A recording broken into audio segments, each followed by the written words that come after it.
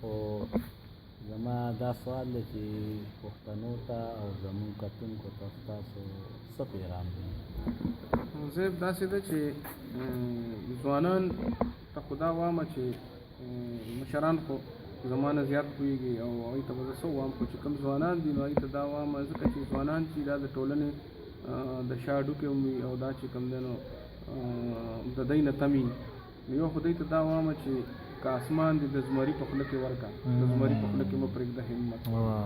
ژوند به په همت په جدوجهد او په مسلسل نه ختمېدونکي جدوجهد په ژوند کې معنا ډوډۍ او چای نه اچوي، په ژوند کې معنا حرکت، حرارت، خدمت، عبادت، جدوجهد. نو یو دا چې مسلسل جدوجهد او بل دا چې پازیټیو سوچ، مثبت سوچ پیدا کول، خپلې ټولنې له څه ورکول. دې ته مه ګورئ چې خلک ستاسو باره کې څه وایي، دا دې ته ګورئ چې ما له څه کول پکار دي، ما له ټولنې له څه ورکول پکار دي. یو خو دا د ځوانانو ته دا وایم. او دویمه خبره دا ده چې دې ځوانانو ته دا وایم چې زمونږ کلتوري بیانیه په خطره کې ده، نو تاسو زمونږ اخري امید یې، تاسو بر دې تحفظ کوئ، زمونږ د ژبې، زمونږ د ژوند ځواک د جدید تقاضو مطابق پې کوئ، د معروضي حالاتو مطابق پې کوئ، خو د خپلو جړو نه به نه جدا کوو مونږ ځان، ځکه چې کټ پتنګ جوړ شي نو بیا چې هر چا ځان له ونیسلی. نو زه دې ځوانانو ته وایم چې تعلیم حاصل کړئ، پوهه حاصله کړئ، علم حاصل کړئ، مقام جوړ کړئ، په غیر معمولي محنت وکړئ، جنون سره وکړئ محنت. خو د جنون سره چې محنت کوئ، جدوجهد کوئ، نو دا مه هېروئ چې تاسو یو تاریخي کام یئ،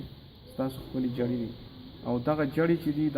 دغه قامي شناخت دا د دنیا د هر کام دی. انسانیت ته ښېګړه ورسوئ، د انسانیت زنځیر دی پوره وي، خو ستاسو پکې خپله یو کړی ده. نو دا مه هېروئ چې مونږ پښتانه یو، مونږ مسلمانان یو، پښتانه مسلمانان یو. خو د دې پښتون مسلمان په حیثیت زه بیا انساني ټولنې له څه ورکولی شم، انساني ټولنې له څومره خیر ورکولی شم، ځکه چې زمونږ آقا وایي چې خیر الناس من ینفع الناس. په انسانانو کې غوره انسان هغه دی چې ټول انسانانو ته ښېګړه ورکوي، خیر رسوي. د دغه سوال یو بله حصه د یو پښتون ادیب لیکوال په حیثیت ادیبانو شاعران څنګه لیک پکار؟ نو داسې ده که نه چې شاعر او ادیب ته خو سړی دا نشي ویلی چې ته داسې لیک وکړه، خو دا ویلی شي د یو نقاد یا د یو د تنقید د یو طالب علم په حیث دا ویلی شي چې دا شاعر او ادیب چې دی یو انسان هم دی په یو ټولنه کې هم اوسي. نو لکه خوشحال بابا وایي که نه چې د خوشحال خټک لیش کې گفتگو شي چې په لوښي کې سوي هغه ته توشي. نو بې حیثیت انسان چې دی اوسي، نو بې حیثیت انسان په مکالمه چې دی یقین ساتي په خبرو اترو، نو دی وګوري چې د دور تقاضې څه دي، په دې دور کې د کام حیثیت څه دی، د کام ستونزې څه دي، ایشوز څه دي. دغه ایشوز ته چې دی نو د دې نه به دی اوځي څنګه. نو چې دی کله د یو انسان په حیثیت دا سوچ کوي، نو چې کله د ده نه تخلیق راوځي نو هغه به بیا د ده په لاشعور کې به دا ټولې خبرې موجود وي. نو د یو ادیب او شاعر په حیثیت کې دی مطالعه کوي او د دې نه علاوه چې دی نو دی د خپل قام مشاهده دی کوي، د خپل قام او د ولس او د ځوانانو د بچو په مسلو د غور او فکر کوي، ځکه چې قرآن مجید هم موږ ته بیا د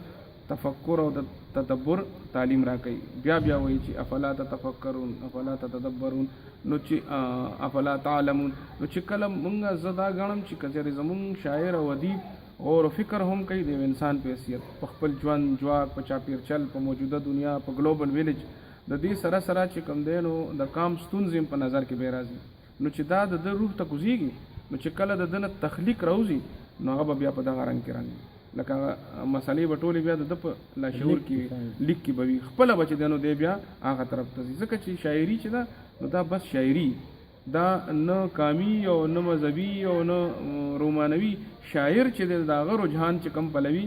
چې د شاعر رجحان مذهبي وي نو غالب رجحان نو دا په شاعرۍ کې باغه وي، چې د شاعر رجحان کامي وي نو دا په شاعرۍ کې به کامي رنګ زیات وي. مطلب چې د بې حیثیت انسان دی د خپل ټولنې، خپل چاپېرچل ښه نقاد دی که نه،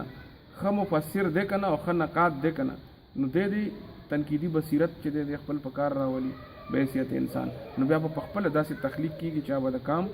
ترجمان وي، د کام د فکرونو، د ارزوګانو، د ادرشونو هنداره وي. هم د دې سوال یو بله حصه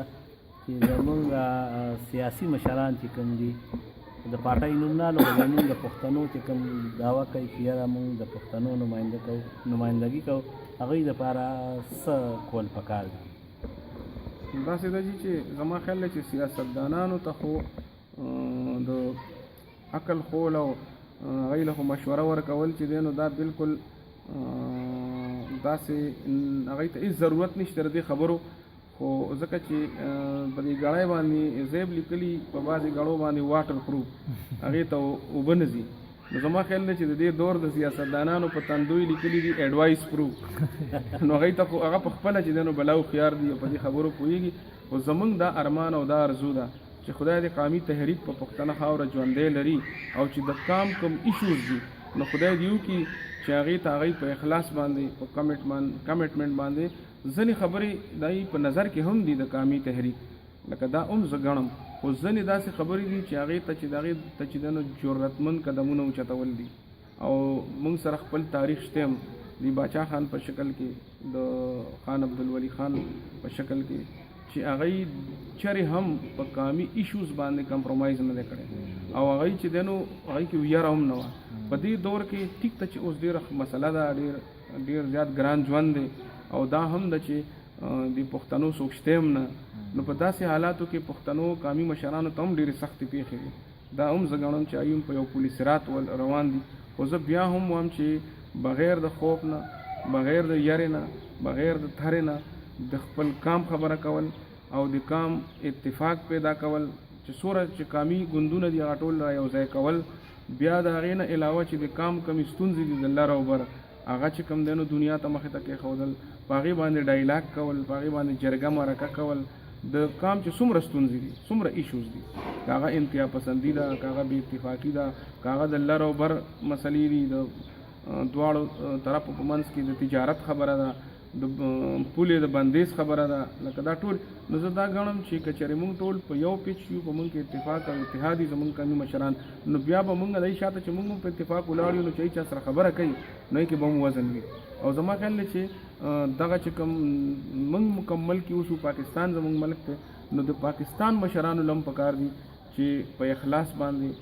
په مینه باندې او په انصاف باندې د قانونو مسلې حل کوي. نو زما خیال دی چې دا ملک چې دی به هم ښاد آبادي که چېرې داسې وي، د هغوی د سټیټمنټشپ ثبوت ورکړي هغه سیاستدانان هم او زمونږ قومي سیاستدانان د پښتنو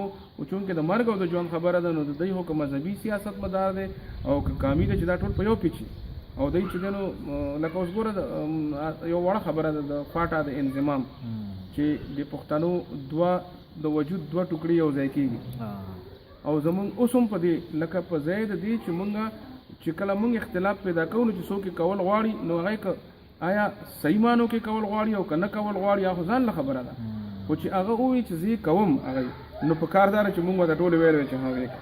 ځکه چې که دا په هر قیمت ته نو دا خو یو حقیقت دی که نه چې زمونږ د وجود دوه ټوکړې یو ځای کېږي نو ته چې لومبی قدم واخلې نو دویم به اخلي که په لومبی پوړی چې خپه کېدې نو چې ته په لومبی پوړه خپه نږدې په لومبی پوړی نو اوس هم تاسو وګورئ زمونږ ځینې قومي مشران